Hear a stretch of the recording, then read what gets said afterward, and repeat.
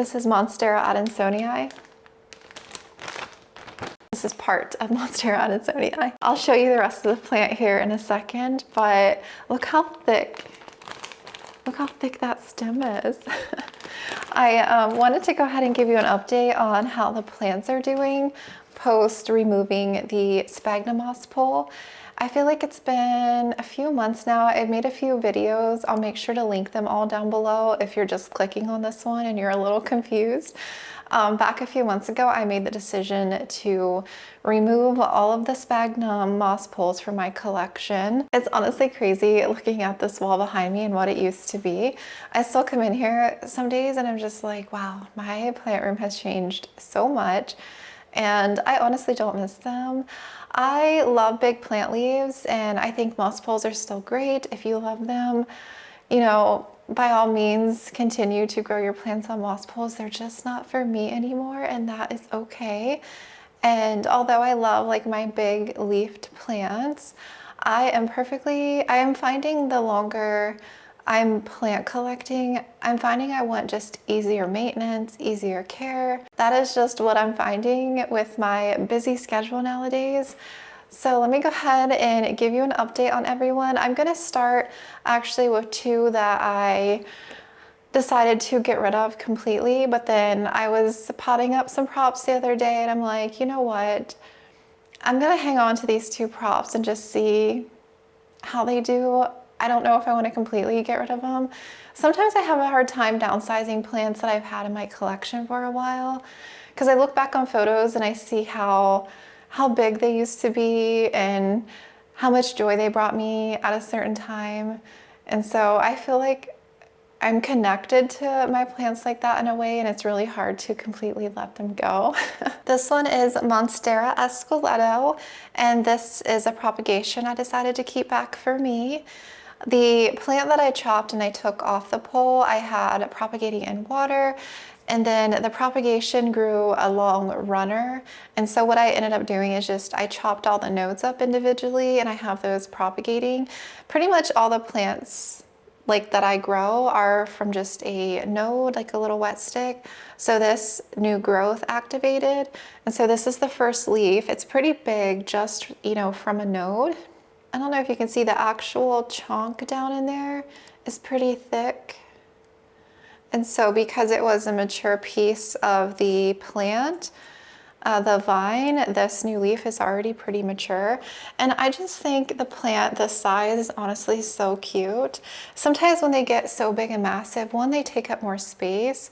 They get to be unruly. There's so many leaves. If it breaks out in a pest, there's just way more of the plant to manage. And when they're this cute and like the size, I feel like I like them like this, and I'm excited to, I don't know, I'm just excited to regrow some of these plants and see how they look down the road. But I'm gonna hang on to esqueleto for now.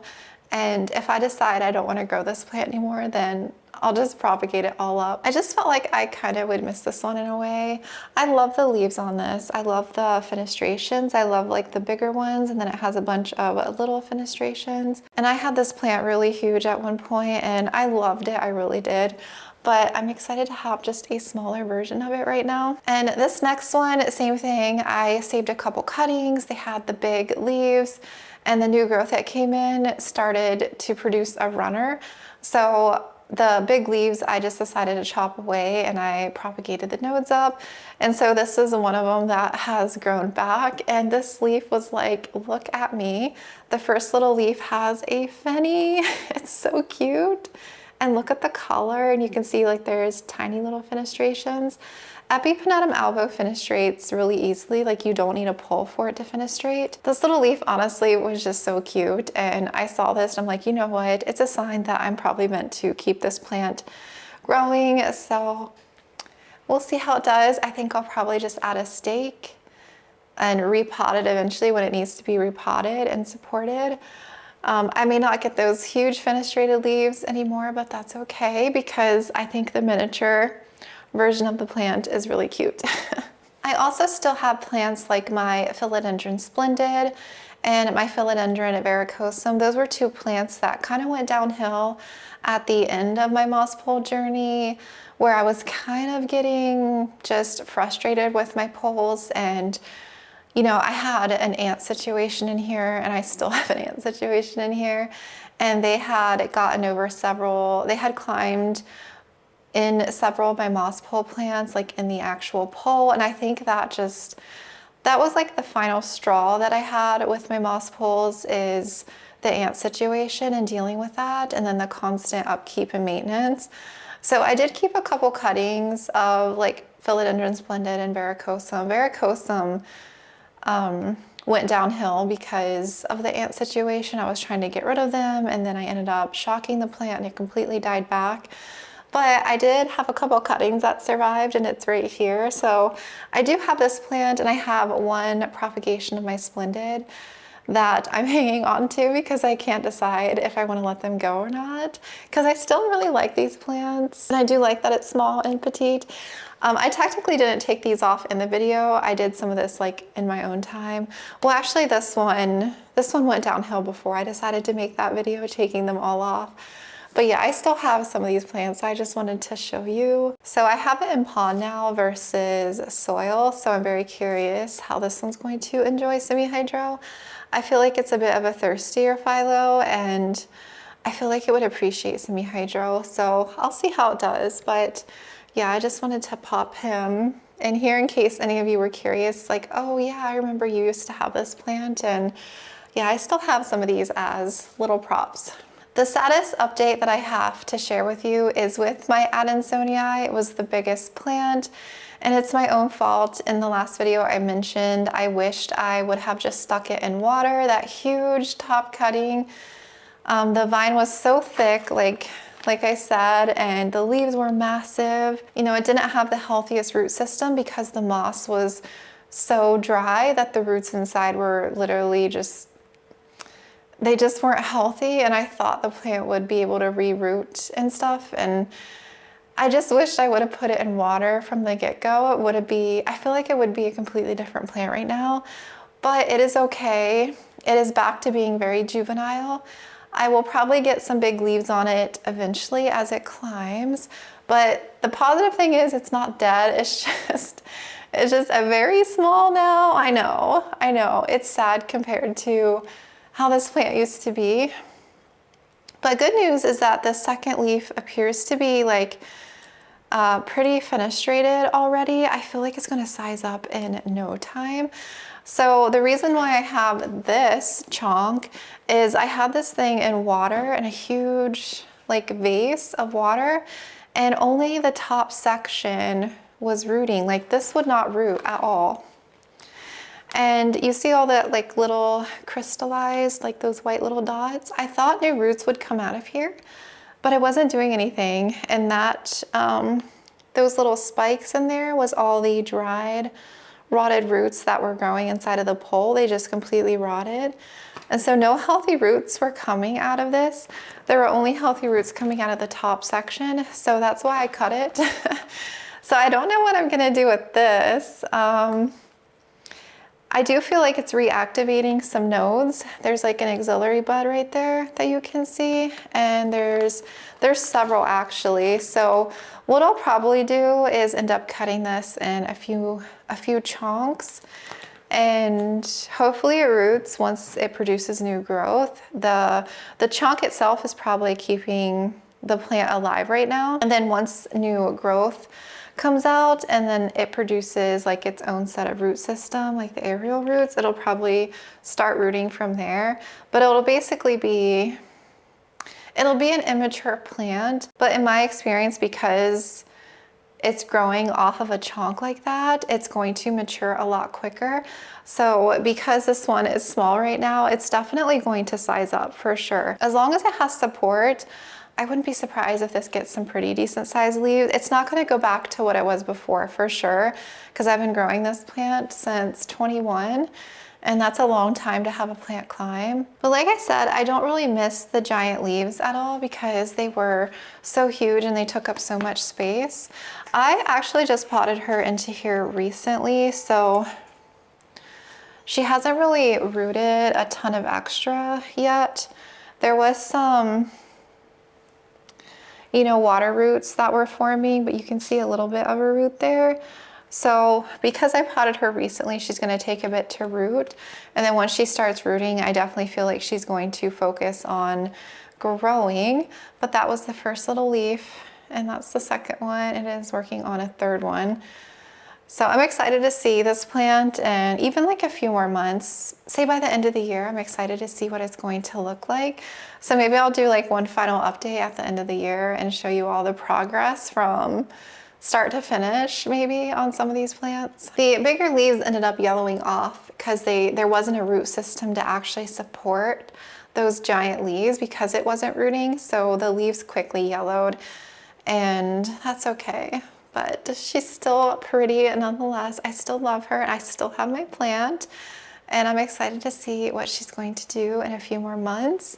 Say by the end of the year, I'm excited to see what she's gonna look like. Look at Manjula, look at the size of this leaf. And so Manjula had a little bit of a setback as well, but I caught this one early enough. So same thing was happening, it wasn't rooting. So a lot of them I did stick in water to re-root just because all the roots were pretty much shot that were living inside of the dried moss because I wasn't like able to water them. And this one was definitely looking sad, so I stuck it in water, and then once it actually started rooting, I potted it back up, and it's done very well since. And it's put out, I think it's put out this right here since I took it off the pole. The first leaf was definitely smaller, like this one, compared to like some of these bigger ones here. And this is the second leaf that came out, which was a little bit bigger. And this one's actually very surprising. I feel like it's still hardening off, but that's a pretty decent sized leaf. And the only thing that it's doing is clinging on to the cocoa core pole. You can see the roots right here. It's just clinging on. And I have it Velcro just to help secure it. But those roots will probably come out a little bit more and just use this for support. And it's done very well. It's rooting like crazy in here. I'm probably gonna leave it in here until it gets super root bound. I have this sitting in a ceramic pot, so roots like to escape. Because when I water, sometimes I don't always water. I don't always take this out to water. I'll just water, and then if there's any extra water that sits in the ceramic, it stays in there. And so the roots like to escape and source that water out. So I'll probably have a lot of escaping roots, but I don't want to repot this or anything yet because it's not like super rooted. But I'm very excited to see that I have a big leaf post moss pole removal. I need to probably anchor this back a little bit. That's the thing. Sometimes you have to train the vine because they like to grow towards the light source. So if you have it straight, sometimes they like to curve, so you gotta get it back straight again without breaking it. Or if not, they'll like wrap all the way around the pole. But I like them straight, so I need to get this one back anchored. So if I want her to keep climbing, I can let her climb, extend. If I decide that, you know, I wanna air layer this top node, I can let it root, chop it, replant this, and then I can propagate this all the way up. It's really, I can do pretty much whatever I want. I just love that I don't have the maintenance of having to water this. So yeah, that is Manjula. She's doing very well. Epipremnum Cebu Blue I took off, and these are some of the bigger leaves here at the bottom. This one's still a bit curled. It might eventually yellow off, but some of these ones were at the top of the pole. And this huge one here too, it's pretty big. And since I took her off, I think, yeah, this one here was the first leaf. It was pretty fenestrated, but it definitely sized down, and it spit out, I think this one, which was pretty huge. And then this one here has a fenny. This is a new one. And then the most newest one has some split leaves as well. I'm trying to anchor her back on the stake. But since I have this one on a stake and not a core pole, what I'll probably end up doing is this is a 2-foot stake, and so I have a 4-foot, and I could probably get a 6-foot. I can always just switch the stake out, just undo the Velcro and get a longer stake, which I'll probably end up doing. And then eventually I'll just air layer, probably chop it, replant it, and then I can cut the rest of the plant up. So I'm definitely going to be doing a lot of propagating and chopping with these plants, you know, so I can make a bunch of baby plants. If I decide that I want to keep the fenestrations and stuff going, what I can do if it does overextend, if it doesn't get the support, it'll continue to size down if I let it trail off, but I could just cut that away and it'll reshoot from a lower node, and then I can like re-trail it or re-stake it back up and it'll still climb. So it's like I have my moss pole, but I don't have my moss pole in a way. Like I can still enjoy these beautiful plants and they're still beautiful and giving me fenestrations and big leaves, but I don't have the maintenance of the moss pole. I don't know. I don't know what else to say besides it's such a time saver. This one is very rooted in here. Cebu blue is very thirsty, so I have to keep on top of watering, but I probably will have to upsize this one at some point because this one is getting very rooted in the short amount of time that I've taken it off. But yeah, she's very beautiful. This one is very, very happy and is doing so well. The rest of them are kind of tucked away in this corner. But the two Pothos plants, Epipremnum, I kept Just Sienna and Marble Queen. Just Sienna is continuing to do well and pushing out some pretty big leaves. I feel like her color isn't as vibrant though. So I'm hoping that changes and she spits out some of that vibrant, really bright yellow. So my trailing basket usually spits out like vibrant leaves and it's so pretty. So I'm thinking that the node that this one grew back from isn't a vibrant looking node. They do kind of fade, I feel like, over time, but I was really hoping to have that vibrant color. So I'm honestly tempted. I don't think there's another node that I can use from the main stem because it's just one vine, but I don't know what I'm going to do. She is actually clinging on to the core pole very well. I'm trying to see if I could show you her air roots here, especially like right here. I don't know if you're going to be able to see those, but she's like gripped onto this pole for sure. I am tempted to start like a new plant that is more vibrant, new cuttings, but I don't know if I want to go through that process or not. Maybe I could stick a couple cuttings like down in here and like replant and let them climb up so that I have some smaller leaves that are more of that yellow color. So we'll see what I do here, but as far as this cutting, it's doing very well. It's still maintaining some pretty big leaves, obviously not as big as these, but if she continues to climb, they may end up getting to be this size. There is a new one coming in back behind, right here. There's a new leaf. So yeah, that is Just Sienna. And then Marble Queen, my tried and true Marble Queen, that I've grown from way back in the day. So she has two vines that ended up, no, three. Yes, there's three vines in here. So there's one off to the side here that is putting out some pretty leaves. Like this one is a new one. It's very pretty. And this was like the leaf before. So they're still decent size. And there is a tiny growth here in the middle that is mostly doing, I feel like mostly green, like right here.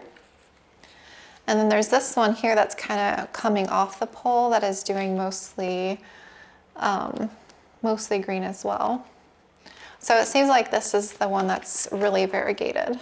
This side here, which I like the best. And these were even the big original leaves, like at the bottom of the pole. When it was super tall, it had gotten so top heavy and just so dry and compacted. It fell over all the time and the growth kind of got neglected the higher she climbed because she wasn't getting watered as much. The roots dried up. Back when she was on a pole previously, this was probably before I chopped her, like the third or fourth time. Probably after the second time I chopped her was probably when I loved her the most because she was so pretty.